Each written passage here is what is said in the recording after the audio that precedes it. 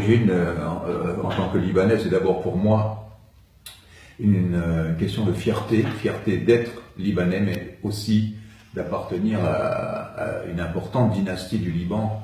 Les Dardar remontent au XIVe siècle, peut-être même avant.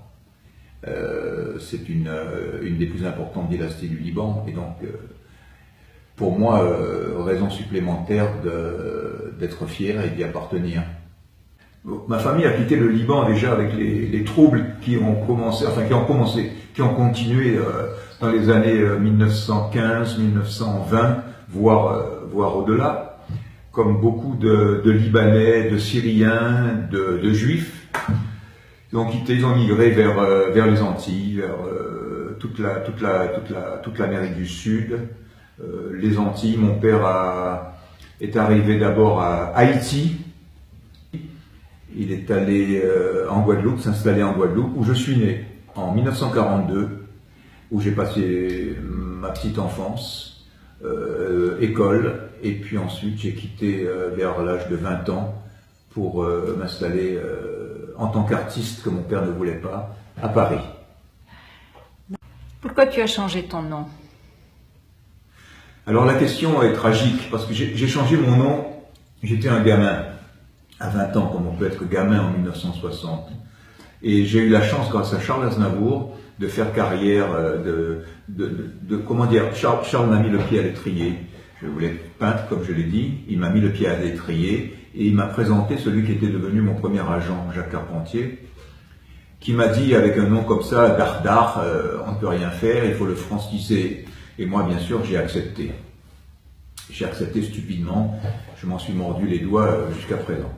Donc j'ai accepté, j'ai francisé mon nom en Badi, qui était le prénom de mon père, que j'ai raccourci, puisque c'était Badi avec un H. Je l'ai raccourci, je l'ai francisé en B-A-D-Y. Ce fut la grande erreur de ma vie. Je l'ai regretté pendant des décennies. Mon passeport me permettra d'assumer, de remplir entièrement et pleinement ma condition de Libanais. Jusqu'à présent, j'ai un passeport français. Je suis Libanais d'âme, français d'adoption, mais le fait d'avoir et de reposséder du moins mon passeport libanais me donnera une totale légitimité d'appartenir au Cèdre.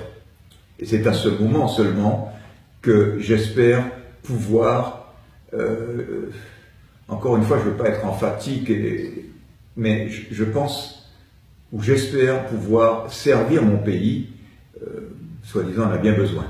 Je ne sais pas dans quelle mesure, mais si quelqu'un m'écoute, si quelqu'un me regarde, qu'il sache que je suis à entière disposition, parce que je n'ai jamais autant aimé le Liban que maintenant. Et adorer son pays et ne pouvoir rien faire, quand on voit le désordre qu'il y a là-bas, et se dire on pourrait faire quelque chose, on pourrait intervenir, mais on ne peut pas, je ne peux rien faire. Alors qu'on me donne la possibilité, je le ferai. Par l'écriture, on peut faire des Déjà choses, chacun dans son domaine. L'écriture, puisque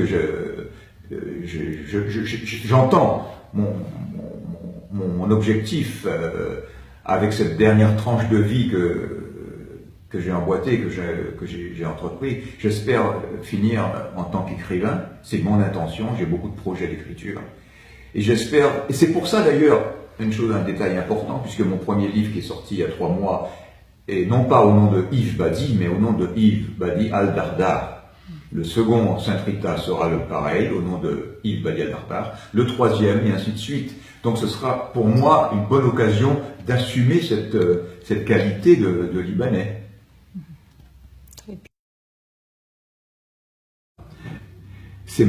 Je crois que c'est une de mes plus grandes frustrations, puisque quand j'étais jeune, avec la famille, mon père interdisait que nous parlions autre chose que l'arabe.